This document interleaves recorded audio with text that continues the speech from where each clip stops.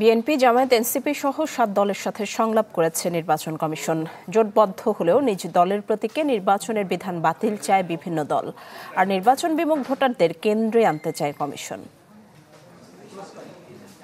সংসদ নির্বাচন সামনে রেখে রাজনৈতিক দলগুলোর সাথে ধারাবাহিক সংলাপ। বুধবার সকালে প্রথম ধাপে অংশ নেয় জামায়াত, এনসিপি সহ 7টি দল। বিকেলে অংশ নেয় বিএনপি সহ 6টি দল।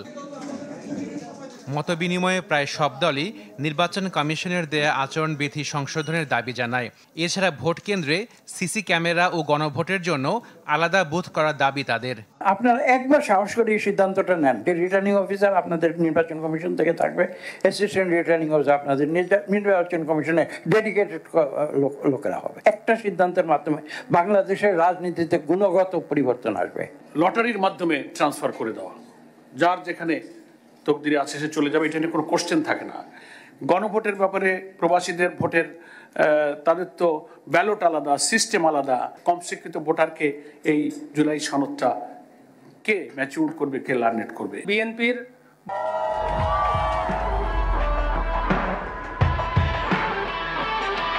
বর্তমান প্রধান হচ্ছেন ম্যাডাম বেগম খালেদা জিয়া। তো তারেক রহমানের ছবি বিএনপির কোনো প্রার্থী যদি ব্যবহার করে, আপনাকে প্রথমেই তার উপরে এই বিধিমালা প্রয়োগ করতে হবে এবং সেটা প্রয়োগ করে আপনার সক্ষমতা প্রমাণ করতে হবে। জোটবদ্ধ হলে নিজ প্রতীকে নির্বাচন করতে হবে, এমন বিধানও বাতিল চায় বিভিন্ন রাজনৈতিক দল।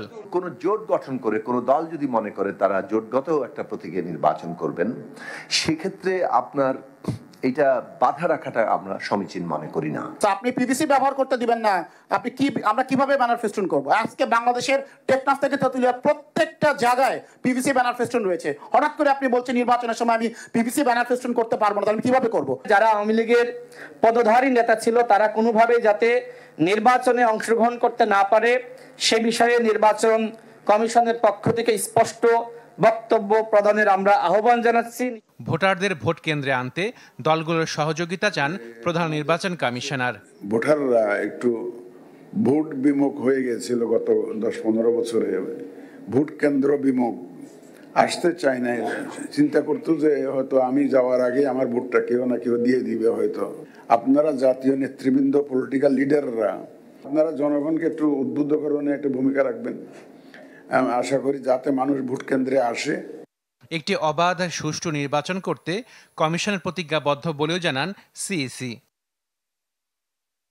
Ashikin Prince, channel 24, Dhaka.